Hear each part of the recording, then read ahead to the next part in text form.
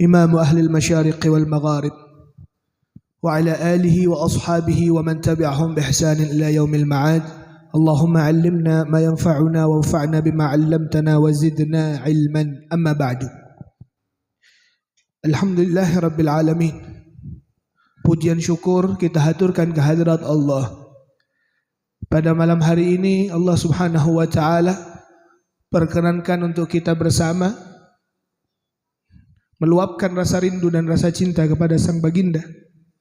Alhamdulillah perkumpulan kita untuk Rasulullah sallallahu alaihi wa alihi wasallam, sehingga tak terasa waktu yang kita lalui bersama. Allah Subhanahu wa Ta'ala manjakan pendengaran ini, lisan ini dengan memuji Rasulullah, bersalawat akan Rasulullah sallallahu alaihi wasallam, sehingga harapannya semoga yang setiap apapun yang kita inginkan Allah kabulkan, yang sakit Allah sehatkan, yang sedih Allah gembirakan, dan semoga kita diperkumpulkan seterusnya di dunia sampai di akhirat bersama Nabi besar Muhammad. Amin amin ya rabbal alamin. Bersama yang terhormat segenap para habaib yang menyempurnakan akan kemuliaan majlis ini, yang mohon maaf tak bisa kami sebutkan satu persatu nama pian tanpa mengurangi rasa hormat kami, rasa ta'zim kami. Cukup dengan kehadiran antum-antum sebagai para habaib menjadi bukti bahwa kami itu masih selalu terhubung kepada Datuk antum Rasulullah sallallahu alaihi wasallam. Amin ya rabbal alamin. Dan kepada segenap masyarakat, terkhusus kepada kakanda kita bersama yaitu Mas Miftah, keluarga besar beliau, dan juga Mbak Dewi, yang dimana alhamdulillah dengan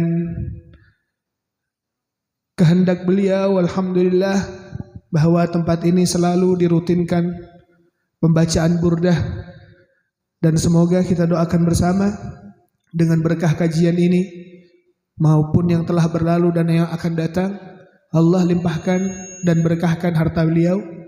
Allah Subhanahu wa Ta'ala selalu istiqamahkan beliau, dan semoga Allah Subhanahu wa Ta'ala selalu lingkup beliau dengan anugerah rahmat berkah. Amin ya rabbal alamin. Bapak Ibu yang dimuliakan oleh Allah, alhamdulillah suatu kebanggaan kita bisa berkumpul di tempat ini. Tak lain dan tak bukan, setiap lantunan ucapan dari munsyid kita maupun rebana yang ditabuh oleh para ahli dufuf tak terasa menyentuh sekali akan hati, sehingga berapa banyak di antara kita yang mengeluarkan air matanya bukan karena sedih maupun karena takut, tidak. Air mata pun keluar dengan sendirinya karena rindu kepada Rasulullah. Sesuai dengan apa yang dikutipkan oleh Sayyidi Al-Imam Al-Ghazali radhiyallahu taala anhu wa radhah, Hujjatul Islam, beliau mengatakan man lam yuharrikhu al-azharu wal-rabi'u wal-azharu wal-'udu wal-awtaru fahuwa radi'ul mizaj laisa lahu ilaj. Imam Al-Ghazali beliau mengatakan barang siapa yang tak tersentuh hatinya dengan keindahan bunga-bunga yang begitu warna-warninya maupun tabuhan rebana yang bahkan diisi dengan para suara munsyid yang begitu indah suaranya, mengarahkan pikiran pendengaran itu kepada sosok yang begitu mulia di dunia dan di akhirat, Nabi besar Muhammad sallallahu alaihi wasallam. Seandainya hati pun tidak tergerak akan itu, maka hati-hati, berarti dia sedang memiliki penyakit jiwa yang sulit sekali untuk dirubah.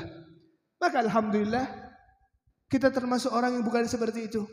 Alhamdulillah istiqamah majlis setiap minggunya selalu dipersembahkan untuk kita bersama lantunan-lantunan pujian itu.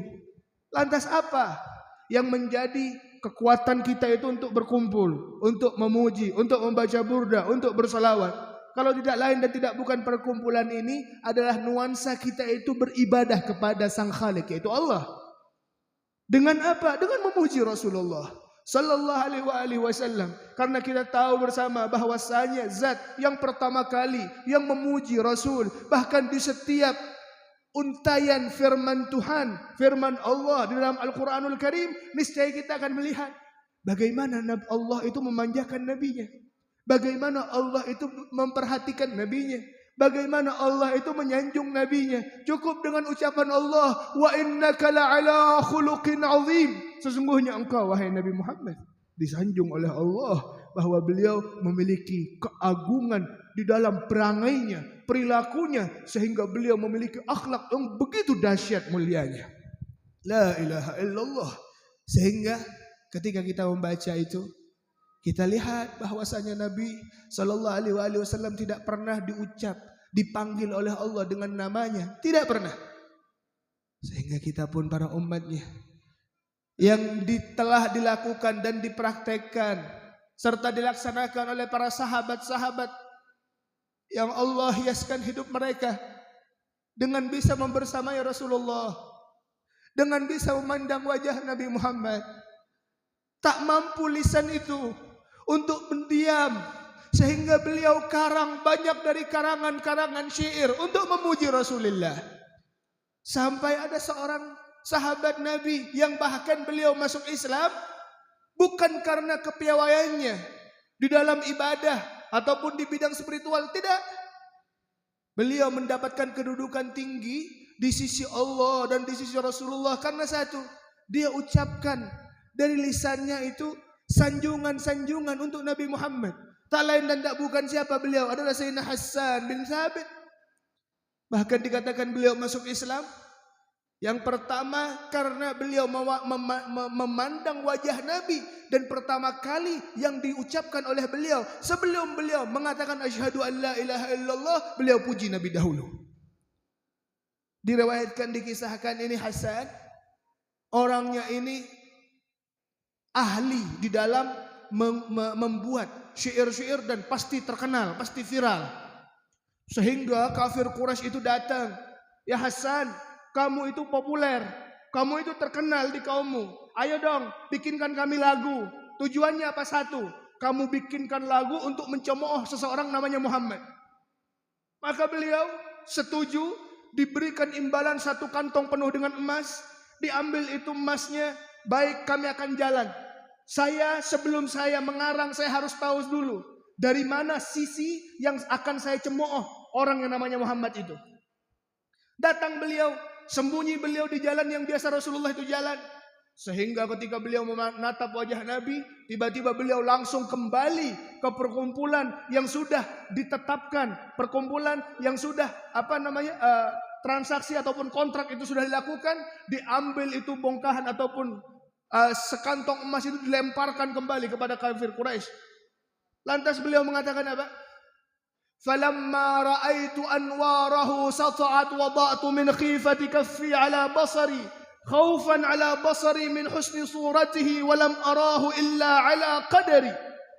Yang dikatakan oleh beliau, di saat aku arahkan pandanganku kepada sosok yang namanya Muhammad itu, aku melihat bagaimana cahaya yang sangat memancar, keindahan yang begitu memuncak dari sosok yang bernama Muhammad tersebut, sehingga aku tutup mataku karena tak mampu melihat keindahan itu. Khaufan ala basari min husni suratihi. Aku takut mataku jadi rusak dengan keindahan wajah yang aku terlihat itu, aku pandang itu. Dan terus dia mengatakan asyhadu an la ilaha illallah wa asyhadu anna Muhammadar Rasulullah. Setelah itu apa? Beliau menjadi sosok yang begitu dekat dengan Nabi Muhammad. Bahkan di Masjidin Nabawi beliau diletakkan oleh Rasulullah mimbar khusus, tujuannya untuk memuji Rasulullah. Alhamdulillah para sahabat mempraktikkan itu. Alhamdulillah setelah Nabi Muhammad itu mendengar ujian-pujian dari sahabat, Nabi apakah diam? Tidak. Nabi mengatakan, kata Rasulullah. Apa maknanya? Istamir, lanjutin dengan senyum itu. La ilaha illallah. Coba seandainya kita bayangkan, kalau kita sedang memuji Rasulullah di tempat ini, kita bayangkan rohani Rasulullah yang begitu indah itu, wajahnya itu senyum untuk kita, ridha kepada kita, cinta kepada kita. Maka la ilaha illallah, tidak ada kebaikan dunia kecuali Nabi Muhammad dekat kepada kita bersama. Bapak Ibu, dilanjutkan oleh para tabi'i. para tabi'in dan sampailah tepatnya di abad ke-6, 800 tahun yang lalu dari zaman kita ini. Murid yang pandai, murid dari Sayyidi Al-Imam Abil Mursi Al-Abbasi, yang dimana murid ini tidak sama seperti murid yang lainnya. Dia pandai sekali, dia menjadi populer karena alhamdulillah dia menghafal Al-Quran dengan begitu cepatnya. Dia pelajari hadis dengan begitu singkatnya. Bahkan dia mempelajari ilmu adab di Masjid Amr bin As yang ada di Mesir sana, sampai dia menjadi imam min a'immah. Entah ini murid, Allah subhanahu wa ta'ala karuniakan kepadanya cinta yang tak pernah berujung. Ini murid dalam pikirannya tertuju kepada satu sosok aja, gak yang lain. Sehingga pada saat itu beliau sakit. Allah berikan sedikit ujian kepadanya, dengan badannya itu terkena stroke sehingga lumpuh badan itu. Tapi la ilaha illallah, kekuatan cinta itu bisa merubah segalanya. Siapa beliau kalau tidak Imam Busiri yang kita baca bordahnya? Siapa beliau kalau tidak yang kita alhamdulillah setiap minggu bisa mendekatkan diri kepada Rasulullah berkat karya beliau. Imam Busiri dalam keadaan stroke-nya, dalam keadaan lumpuhnya, tak mampu apa yang harus dia persembahkan tersebut. Tak mampu apa yang harus dia utarakan itu, akan rindu yang begitu mendalam bagi Rasulullah, sehingga dia tuangkan rasa rindu tersebut. Dia tuangkan rasa cinta itu di lembaran-lembaran kertas yang dia tulis. Maka coba deh baca pasal pertama, bait yang pertama yang kita baca setiap burdahnya. Apa kata beliau? Amin tadzakkuri jiranim bidhi salami madzajtadam anjara min muqlatin bidami. Apa artinya? Seakan beliau menggambarkan posisi beliau yang begitu tak mampu untuk membendung rasa rindu kepada Rasulullah. Beliau mengatakan apa? Ya Allah, fama bal hadhihi ad-dama hatta sara ad-dama al-humrah likathratihi fa asbaha al-buka ghazirah. Beliau mengatakan, rasa rindu tak mampu aku bendung, sehingga tiap hari aku menangis saja karena rasa rindu itu. Sampai tak aku sadari bahwa rasa rindu yang membuat mata aku tetesan air mata itu sampai berubah seperti kemerah-merahan karena aku merindukan sosok Bidhi Salami. Apa Bidhi Salami?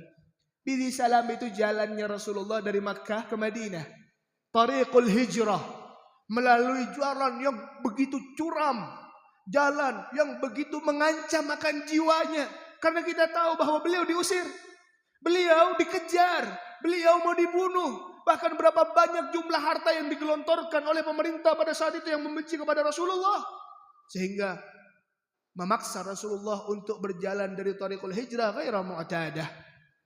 Tapi antum tahu enggak bahwa di salam yang menjadi jalannya Rasulullah hijrah itu, apa kata Nabi? Wallahi aku masih ingat, dari setiap hajar-hajar, batu-batu yang aku lewati, yang mengucapkan salam kepada aku masih ingat sampai detik ini, kata Rasulullah. Kalau seandainya itu batu diingat oleh Rasulullah karena pernah mengucapkan salam, apalagi kita, sosok yang mencintai beliau, sosok yang diperhatikan oleh beliau, sosok yang didoakan oleh beliau, sehingga kita mengatakan assalatu wassalamu alaika ya sayyidi ya Rasulullah. Hadirin yang dimuliakan oleh Allah. Lantas apa tujuan kita itu mencintainya? Lantas apa tujuan kita itu merindukannya? Pernah suatu saat Sayyidi Umar bin Khattab radhiyallahu taala anhu, beliau itu didatangi oleh Rasulullah, dipegang pundaknya dengan pegangan cinta. Lantas beliau mengatakan, "Ya Umar, wahai Umar, apakah engkau mencintaiku?" Jelas, siapa yang tidak mencintai Rasulullah? Sebutkan orang-orangnya yang hidup di zaman Nabi, pasti mereka serentak akan mengatakan, kami mencintaimu, wahai Rasulullah. Ditanya oleh Nabi, "Ya Umar, cintamu kepadaku dengan cinta hartamu kepadamu lebih tinggi mana? Lebih besar mana?" Maka jelasnya Sayyidina Umar mengatakan, "Ya Rasulullah, apa gunanya harta tanpa dirimu? Ya Rasulullah, ambil semua hartaku. Jikalau kamu menginginkannya, ambillah. Karena wallahil azim tidak ada nikmat harta tersebut ketika engkau tidak bersama di dalamnya." Maka Rasulullah pun tersenyum dan tangan pun masih di pundak dari Sayyidina Umar. Lantas beliau mengatakan lagi, "Ya Umar, kalau seandainya aku tanyakan antara cintamu kepadaku dan cintamu kepada keluargamu." Maka lantasnya Sayyidina Umar mengatakan, "Justru engkaulah orang yang paling aku cintai melebihi dari keluarga aku, wahai Nabi." Maaf ibu bapak, cinta kepada keluarga yang menjadi fitrah akan kita semua. Seorang ibu akan mencintai anaknya, suami akan mencintai istrinya, dan begitu pula seterusnya. Tapi kadang cinta itu malah bertepuk sebelah tangan. Kadang cinta itu berakhir kepada pengkhianatan. Bagaimana tidak? Anak yang kadang kita cintai, yang bahkan kita tak bisa tidur ketika tidak melihat anak kita tidur. Tapi di saat mereka besar, bukannya penghargaan yang kami dapat, bukannya kesetiaan dari anak yang kami dapat, baktinya anak kepada kami, melainkan sebaliknya, dia hianati kami dengan membangkangnya anak tersebut untuk kami. Sehingga la ilaha illallah, kita tahu bahwasanya kadang meletakkan cinta kepada Rasulullah menjadi satu tujuan utama dari kehidupan seseorang. Kenapa? Karena cinta kepada Rasulullah tidak pernah berbalik akan pengkhianatannya. Enggak. La yu'minu ahadukum hatta akuna ahabba ilaihi min waladihi wa walidihi wan nasi ajmain. Enggak sempurna imanmu.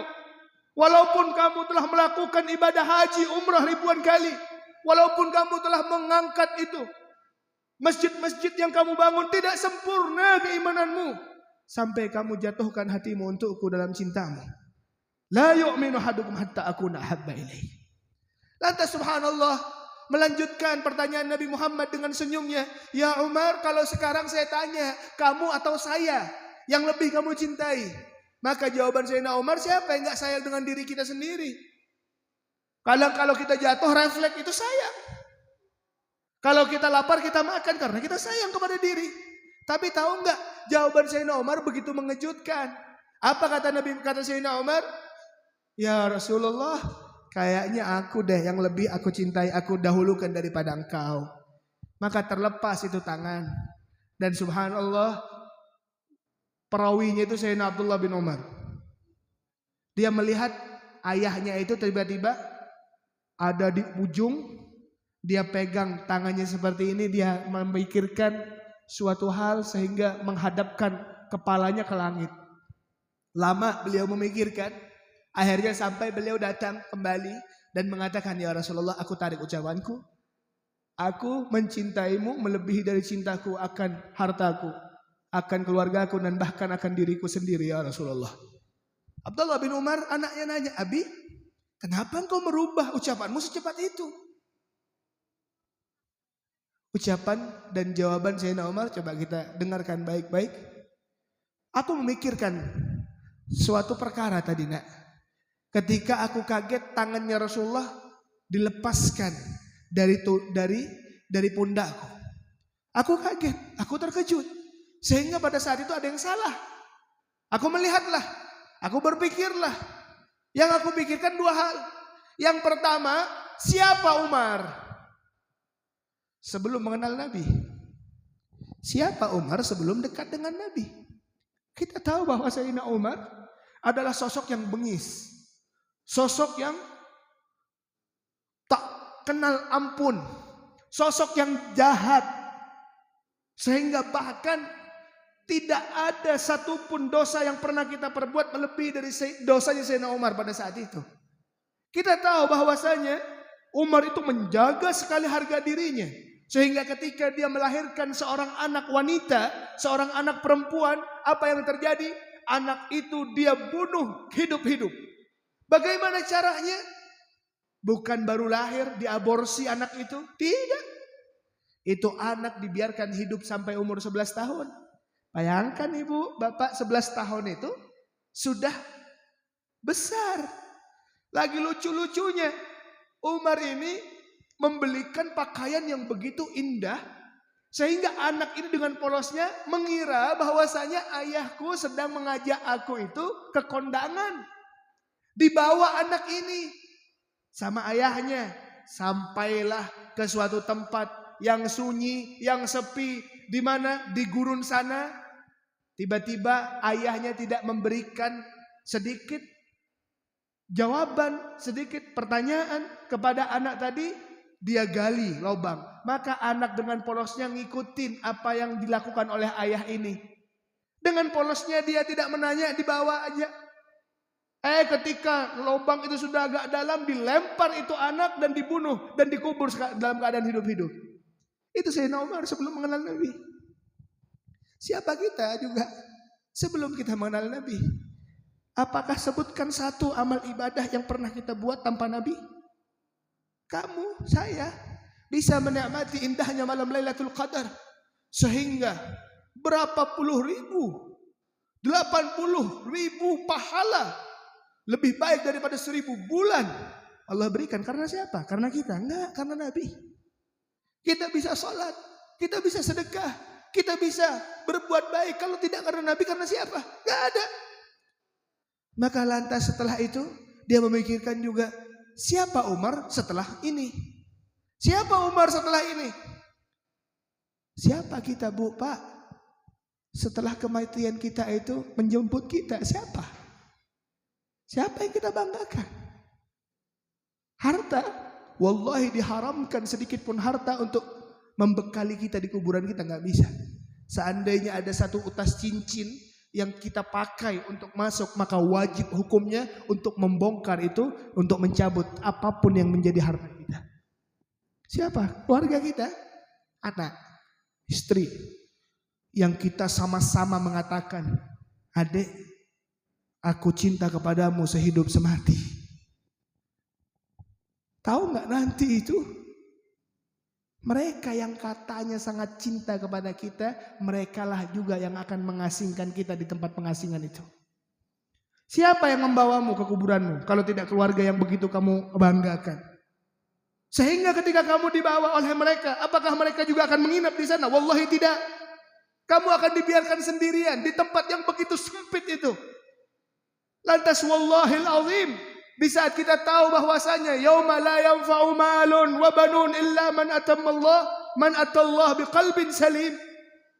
Gak ada sedikit pun yang bisa kita banggakan di saat itu.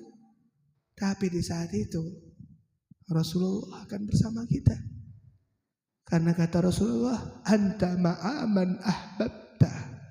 Engkau akan bersama siapa yang kau cintai. Maka kita akan tahu bahwasanya Allah qassama rahmah ila mi'ata ajza.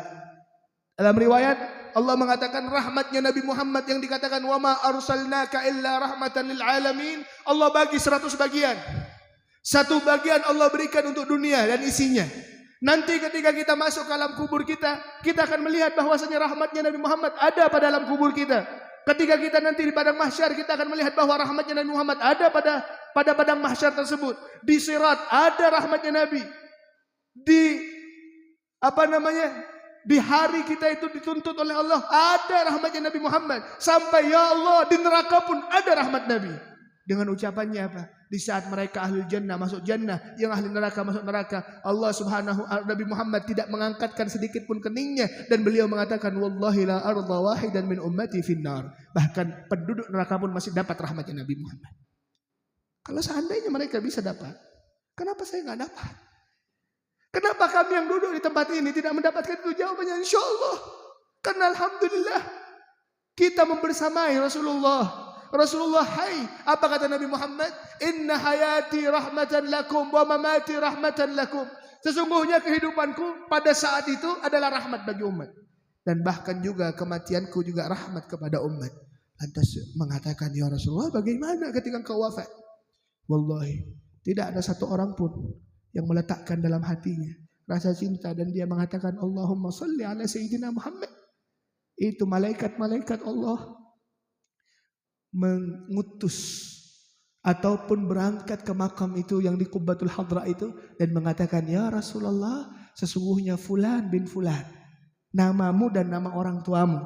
Dan bahkan ulama kita mengatakan di antara baktinya anak kepada orang tua dengan banyak baca salawat, karena nama ayahmu juga disebutkan, nama ibumu juga disebutkan di hadapan Nabi Muhammad SAW. La ilaha illallah. Sampai di saat itu baru kita tahu, iya saya bukan apa-apa tanpa Rasulullah. Maka beliau Sayyidina Umar mengatakan, ya Rasulullah, engkau menjadi orang yang begitu aku idolakan, begitu aku cintai, melebihi dari segala-galanya. Sampai apa yang dituliskan oleh Imam Busiri yang kita baca di awalnya, kita tahu bahwa dorongan rindu dan cinta tertuliskan di lembaran pertama, dan beliau khatamkan, beliau tutupkan ucapannya dengan apa? Ya akramal khalqi mali man aludhu bihi siwa inda hululil hadiqil amimi. Apa kata beliau? Ya akramal khalqi, wahai Rasulullah, wahai orang yang begitu aku cinta, mali man aludhu bihi. Siapa yang pantas menjadi sosok yang aku andalkan di saat itu, sosok yang akan menolongku di saat itu, kecuali engkau ya Rasulullah. Inda huduthi hadithil amimi, di saat hari yang begitu menakutkan, hari yang begitu mencekam, hari yang bahkan orang ketika melihat yadhubu kama yadhubul milh, mereka yang zalim akan dirinya, dia mengatakan, ya laitani kuntu turaba. Ya Allah, kenapa engkau ciptakan aku dalam wujud manusia? Lebih baik aku jadi debu saja yang tak berguna. Ketika engkau meminta pertanggungjawaban akan apa yang telah aku lakukan di dunia ini. Kita lihat bahwasanya siapa yang tak lepas dari kesalahan? Siapa yang tak lepas dari dosa? Bahkan ketika kita tulis kebaikan dan keburukan kita, lantas keburukan yang paling banyak kita lakukan. Mungkin kita merasa aman karena kita tak tahu adanya hisab, karena hisab itu masih kita abaikan karena tak ada gambarannya. Tapi di saat itu apa yang terjadi? Di saat matahari pun hanya sejengkal saja, di saat orang pada ketakutan, di saat mereka akan mencari siapa yang memberikan pertolongan. Tapi alhamdulillah, tidak bagi yang mengenal Nabi, tidak yang setiap hari salawat kepada Nabi, tidak yang setiap harinya merindukan Nabi. Karena wallahil azim, biarkan nanti di akhirat itu yang akan datang ke Nabi Adam untuk mengatakan, meminta pertolongannya, sehingga Nabi Adam mengatakan, jangan deh, jangan saya, nafsi, nafsi, urusanmu, urusanmu, urusanku, urusanku. Per orang berapa banyak jumlah Nabi yang Allah ciptakan? 124.000, yang bahkan kita wajib untuk mengimaninya. Mereka saja tidak mampu untuk membantu. Dan bagaimana capeknya kita mencari figur-figur tersebut, dan pada akhirnya kita kecewa karena dia tidak bisa membantu kita. Biarkan yang mencari itu. Tapi Habib, kalau saya, antum enggak usah capek-capek ke sana. Alhamdulillah saya dan antum sekarang baca burdah. Alhamdulillah sekarang saya sama antum membacakan sholawat. Alhamdulillah kita kenal dengan Nabi. Sehingga ketika nanti, wallah, di saat kita itu ketakutan, yang di pikiran kita bukan fulan walalan, kita langsung mencari Rasulullah. Kita langsung memintakan dengan ucapan Rasulullah, analah, saya dengan syafaat itu, saya dengan pertolongan itu. Tapi Bu, herannya Bapak, pada saat itu bukan kita yang mencari. Pada saat itu bukan saya dan kamu yang mencari. Coba kalau seandainya saya tanya kepada antum, di Malang ini untuk mencari satu figur tanpa adanya internet, tanpa kita tahu alamatnya di mana, kita mungkin akan kebingungan mencarinya. Mungkin berminggu-minggu, mungkin berbulan-bulan untuk mencari sosok ini. Bagaimana nanti di akhirat itu? Yang dimana dunia bukan seperti dunia kita. Kita kumpul dari zaman Nabi Adam sampai nanti yaumil qiyamah. Bagaimana caranya? Maka Rasulullah tahu. Rasulullah mengerti akan itu. Sehingga Nabi Muhammad mengatakan apa? Ana awwalu man syaqqa ilaihi al-qabr. Aku adalah orang yang pertama kali Allah Subhanahu wa taala bangkitkan dari alam kuburnya. Lantas sahabat pun mengatakan, "Mengapa ya Rasulullah?" Maka jawaban dari Rasulullah, "Sahabatku, aku itu ketakutan. Aku kebingungan. Aku itu mengkhawatirkan keadaan umatku nanti. Di saat itu kita dibangkitkan oleh Allah, melihat langit tidak seperti langit kita, melihat bumi tidak seperti bumi kita, yang ada hal yang begitu menakutkan. Aku takut umatku itu kebingungan dan mencari di mana Rasulullah, di mana Rasulullah. Sehingga sebelum itu ditanyakan oleh mereka, Rasulullah akan siap di alam kubur. Di saat kita itu terbuka dari kuburan kita, orang yang pertama kali dilihat oleh Nabi, oleh mereka adalah Rasulullah. Sehingga apa kata Allah di dalam Al-Quran? Maka Allah liyu'adzibahum wa anta fihim. Tidak akan ada sedikit pun azab yang dirasakan oleh seseorang ketika dia berhadapan, ketika dia membersamai Rasulullah. Makanya dalam hadis itu Nabi mengatakan apa? Wailun liman lam yarani yaumal qiyamah. Celaka bagi mereka yang tidak mampu bertemu, tidak mampu melihatku nanti di yaumil qiyamah. Makanya alhamdulillah, ayo ibu bapak, hidup singkat. Ibu bapak, lembaran kita itu, lembaran kehidupan hari-hari, ada suatu saat buku itu akan ditutup. Sebagaimana tertutupnya umur kita. Pertanyaannya satu, apa yang kita tulis di lembaran itu? Ketika kita sudah nanti wafat, kita akan melihat, ya Allah, paling enaknya apa? Di saat alhamdulillah ibu-ibu, bapak-bapak sudah baca burdah. Coba kita bayangkan kalau seandainya kita diletakkan dalam alam kubur kita, di kuburan kita, yang nyambut Rasulullah itu suatu hal yang tidak bisa kita bandingkan dengan dunia dan isinya. Karena alhamdulillah engkau bersama siapapun yang kau cintai, maka jadikanlah idolamu Nabi Muhammad, panutanmu Nabi Muhammad, orang yang kamu cinta Nabi Muhammad. Sehingga dengan itulah menjadi modal besar kita itu bisa mendapatkan kebaikan dunia dan kebaikan akhirat. Amin ya rabbal alamin. Mungkin sedikit yang bisa ulun sampaikan, kurang lebihnya minta maaf. Allahul muwaffiq ila aqwamit thoriq. Assalamualaikum warahmatullahi wabarakatuh.